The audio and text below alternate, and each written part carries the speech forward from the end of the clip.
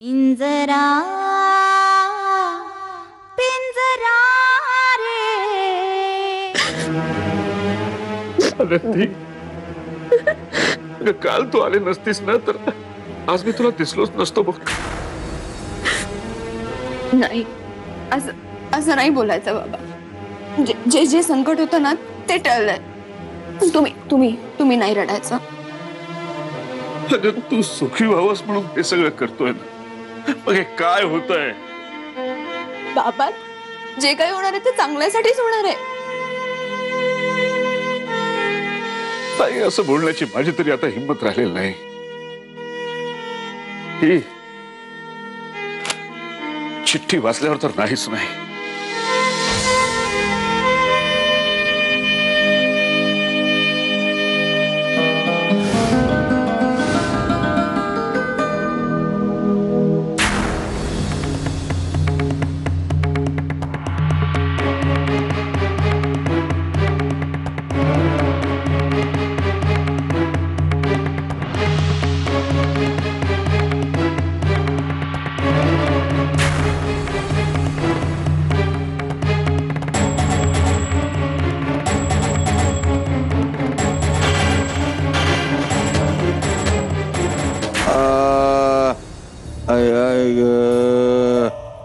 मेलो मेलो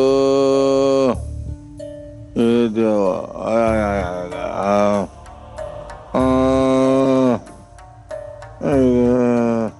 लई दुखतंय का? अरे काय सांगू तुला. तात्या, पण असा कसा काय झाला तुमचा अपघात? अरे अपघात अपघातानच होत बाबा, तुला माहितीये का? अरे अगं हळू. वय वय. मरतोय मरतोय मरतोय मी. बरं, मग पुढं तुम्ही पडलात तरी कसं? मी अक्काच्याकडे गेलो तेव्हा तिकडे विष ऑइल सांडलं होतं, त्याच्यावर घसरून पडलो. हो तात्या, काही काय सांगताय? ऑइल कसं काय सांडेल घरात? अरे मी घसरलो महत्वाचं आहे. अच्छा, ऑइल नसेल, केळाच्या सालीवरनं पडलो तुम्ही बहुधा. हा, केळ असू शकतो. हा खेळ असू शकतंय. पण मी असं ऐकलंय की तो इष्णू परत आलाय गावात. होय काय? मग जेवायला बोलव त्याला. बरं बरं तात्या, मला सांगा. मी तुला 2-4 दिवसांनी सांगितलं तर चालेल का? कारण बोलताना खूप त्रास होतोय. हो, अहो, तुम्ही म्हणजे तोंडावर पण पडलात का काय? तोंड कशी पडलो. तात्या, तुम्हाला काय वाटतं ते नारायणीच्या पोटात जे मूल आहे ते वीरचं असेल? असेल म्हणजे काय असणारच. ईरचाच पोरगा आहे तो. तनुबाईचा चेहरा माझा केवढा उजळलाय तो. असं आहे वय. म्हणजे काय, एवढ्या प्रतिष्ठित माणसाचा म्हणजे माझा नातू आहे तो, म्हणजे चेहरा उजळणार. ओ मिसेस, हा बोला. एक काम करा, तनुबाईने इकडच बोलवा. त्याला काय ते चिंचा, बोर, आवळे, लिंबू, मिरच्या, कोथिंबीर काय द्यायचं ते द्या. त्यांचे सगळे हाऊस मौज पूर्ण करा.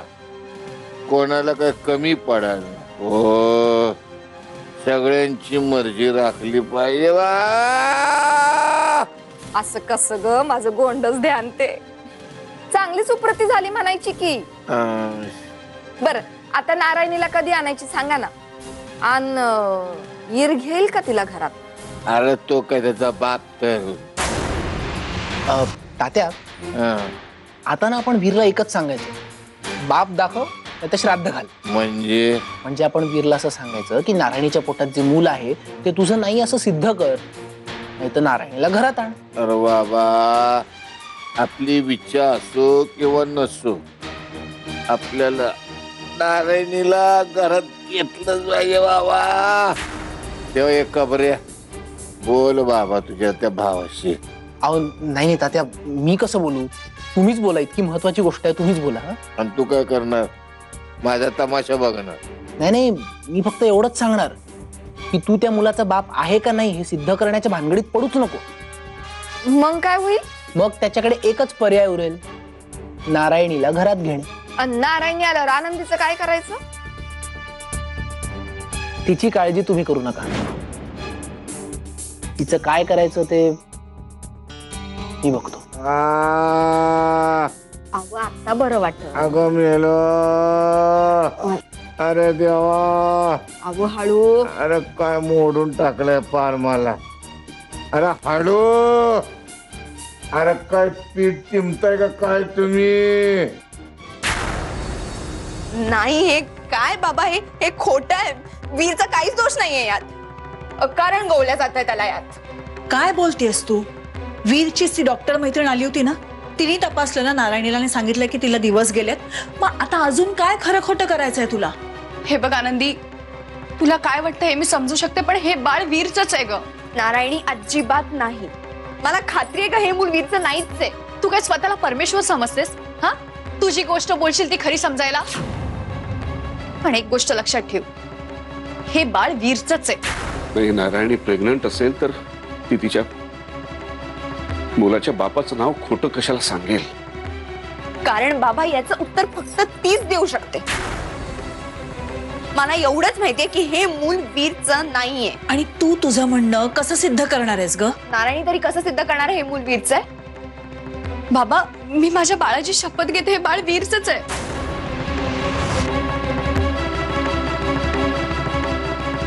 बघताय ना, आपल्या नारायणीला तिच्या होणाऱ्या बाळाची शपथ घ्यावी लागते. यापेक्षा मोठं दुर्दैव नाही आई वडिलांसाठी. अहो, मी काय म्हणते, काय वाटेल ते झालं तरी मला एवढंच माहितीये की आपल्या नारायणीला वीरपासून दिवस गेले. त्यामुळे आपल्याला आता सगळ्याच गोष्टींचा पुनर्विचार करायला हवा. नाही, नारायणीला नवरा मिळण्यापेक्षा तिच्या बाळाला बाप मिळणं जास्त महत्वाचं आहे. बाबा, नारायणीची ही शपथ माझ्यासाठी पुरेशी नाहीये. तिच्या या एका गोष्टीमुळे माझा संसार धुळीला मिळू शकतो. हे बघा बाबा, जेवढा माझा परमेश्वरावर विश्वास आहे ना, तितकाच माझ्या वीरवर आहे. हे बघ आनंदी, आपल्या माणसावर विश्वास असणं ठीक आहे, पण आंधळा विश्वास ठेवू नये. विशेषतः परिस्थिती जेव्हा स्पष्ट उघड असेल तेव्हा. पण अजून काय स्पष्ट झालेलंच नाहीये बाबा. आणि जर तुम्हाला खरं खोटं करायचं असेल ना, तर माझ्याकडे एकच उपाय, वीरला निर्दोष सिद्ध करण्याचा. आपण DNA टेस्ट करूया. आम्ही तयार आहोत. वीरला विचार, तो तयार आहे का?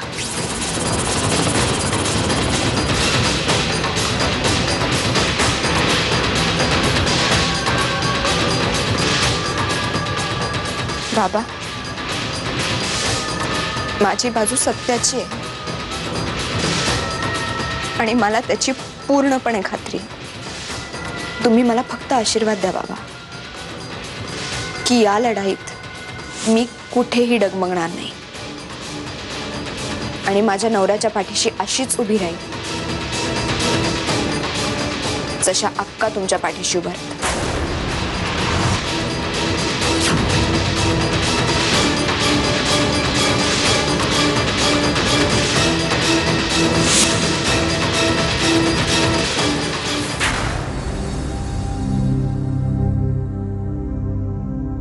हे बघा, परिस्थिती मान्य करणं तिला कठीण जाते, मी समजू शकते. अहो, पण आपल्या नारायणीला दिवस गेलेत, आपण तिचा विचार करायला हवाच की. काय ग नारायणी, बस इथे. बस बस बस. काय झालं ग? हे बघ, काय होतंय? काय झालं? दुखतंय का पोटात? काय होतंय सांग ना. पोटात काय देवाच्या.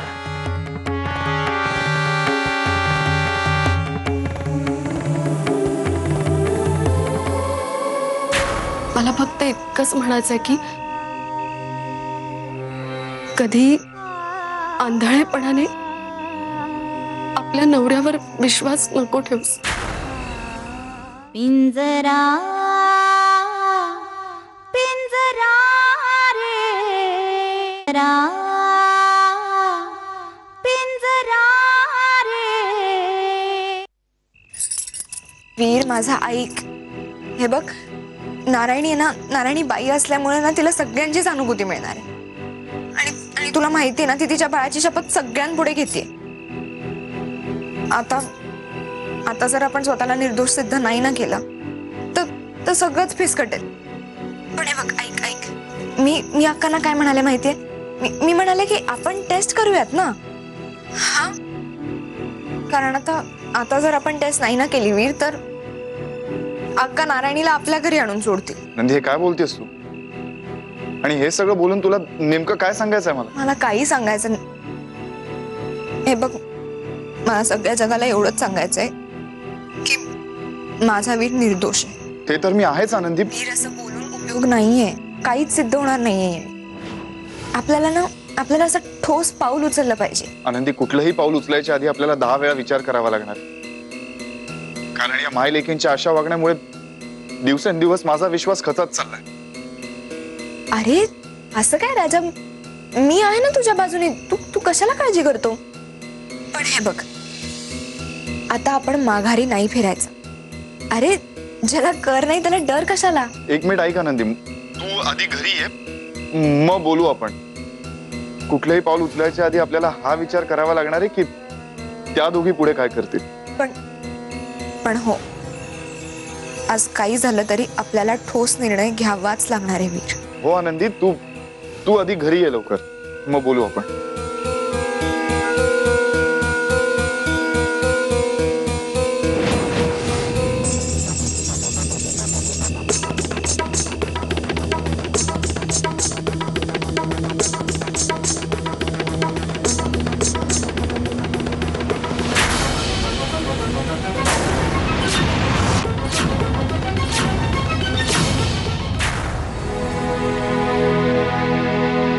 आनंदे, मला माहिती आहे तू अडचणीत आहेस, पण जोपर्यंत तू मला काय झालं हे सांगत नाहीये तोपर्यंत मी तुला कशी काय मदत करणार ना. पण दया, ही अडचण समजून गेलं, तू खूप लहान आहेस. अगं आनंदे, मला माहिती आहे मी लहान आहे, पण एकदा सांगून तर बघ ना. हे बघ, जर तुला सांगून माझी अडचण सुटली असती, तुझ्याकडे झालं नसते का? आणि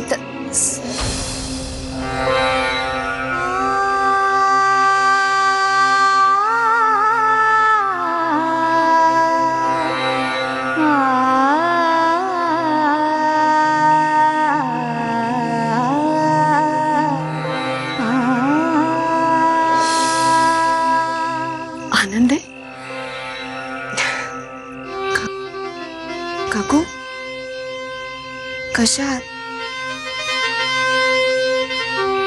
आनंदे, तुला माहितीये आपल्या बायकांची सगळ्यात मोठी चूक कुठली? आपण आपल्या नवऱ्यावर पुन्हा पुन्हा विश्वास दाखवतो. आजवर मला वाटलं होतं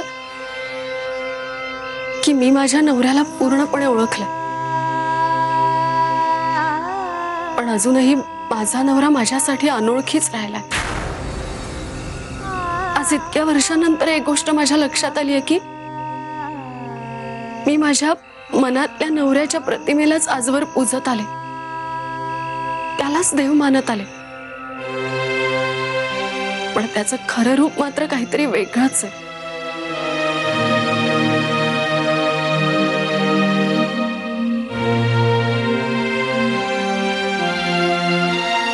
काकू, मला तुमची मनस्थिती कळतीये. आनंद, अगं मी फक्त माझ्याच नाही ग, एकंदरीतच सगळ्या बायकांच्या मनस्थितीबद्दल बोलत होते. मला फक्त इतकंच म्हणायचंय की कधी आंधळेपणाने आपल्या नवऱ्यावर विश्वास नको ठेवूस. काकू,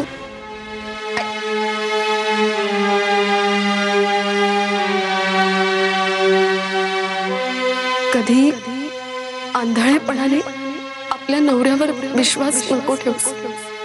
हे बघा बाबा, जेवढा माझा परमेश्वरावर विश्वास आहे ना तितकाच माझ्या वीरवर आहे. हे बघ आनंदी, आपल्या माणसावर विश्वास असणं ठीक आहे, पण आंधळा विश्वास ठेवू नये का? विशेषतः परिस्थिती जेव्हा स्पष्ट उघड असेल तेव्हा.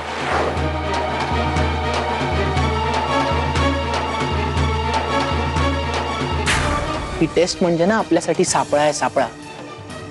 आणि जर या टेस्ट मध्ये सिद्ध झालं की ते मूल तुझंच आहे, तर काय करणार आहेस तू? कसा बाहेर पडणार आहेस? पिंजरा पिंजरा रे पिंजरा पिंजरा रे. वीर यार, एक्स्ट्रीमली सॉरी. मी असं मागे उभं राहून तुझ्या गप्पा ऐकायला नको होत्या. नाही कबीर, त्यात काय झालं? आणि तसंही तुझ्यापासून काय लपवायचं? कबीर, खरं सांगू, या सगळ्या प्रकरणात जर मला खऱ्या अर्थाने कोणाची साथ मिळत असेल ना, तर ती फक्त तुझी आहे. नाहीतर आनंदी बघ ना, अशी का वागते ना तेच कळत नाहीये. आनंदीनं तुझी वाट लावायची असं ठरवलंच आहे का? नाही कबीर, हे बघ, आनंदीला ना माझी खूप काळजी वाटते, पण तिचा माझ्यावर पूर्ण विश्वास आहे. तिला हेही माहितीये की माझी काहीच चूक नाहीये, म्हणून ती बिचारी अशी वागते. बिचारी? अरे हे सगळं प्रकरण तुझ्या गळ्याशी आलंय, आणि ही आनंदी जर अशीच वागत राहिली ना, तर हेच प्रकरण गळफास होईल तुझ्यासाठी, गळफास. मला एका प्रश्नाचं उत्तर दे. तू तिला सांगितलं होतंस ना की डीएनए टेस्ट नाही करायची आहे म्हणून, मग कशाला गेली ती अक्कांपाशी आणि हे सगळं बोलली?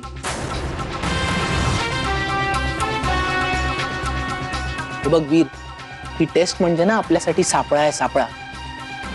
आणि जर या टेस्ट मध्ये सिद्ध झालं की ते मूल तुझंच आहे, तर काय करणार आहेस तू?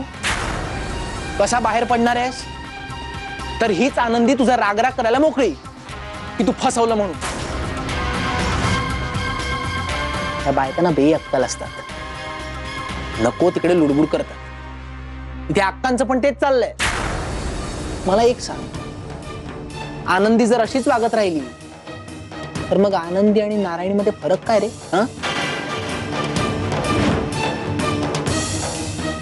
हे प्रकरण किती नाजूक झालं याची पूर्ण कल्पना असतानाही तिनं कशाला तिकडे जाऊन विषय काढला हा? हे बघ कबीर, आनंदी कदाचित अक्का आणि नारायणीशी हे बोलायला गेली असेल की यातनं आपल्याला काही दुसरा मार्ग काढता येतोय का. हे बाबा, अक्का आणि नारायणी तयारच आहे डीएनए टेस्ट साठी. इनफॅक्ट त्यांना तेच हवंय. पण तू गेलास ना 12च्या भावात. बघ, चांगलं खडसाव तुझ्या आनंदीला. तिला म्हणावं यात पडू नकोस, गप्प राहा. आणि जर तिचं तोंड कायमचं बंद करायचं असेल ना, तर तिला सांग, हो नारायणीच्या पोटात जे मूल आहे ना ते माझं आहे, आता तरी गप्प राहा म्हणून. नाही कबीर, मी आनंदीला असं कधीच सांगू शकणार नाही. हो बर, मग तिला घालू दे मूर्खासारखे गोंधळ आणि ते निस्तर. बघ, अनुकूल परिस्थितीत प्रेम करणं खूप सोपं असतं, पण प्रतिकूल परिस्थितीत जर ती तुझ्या बरोबर असेल तरच ती तुझ्यावर खरं प्रेम करते.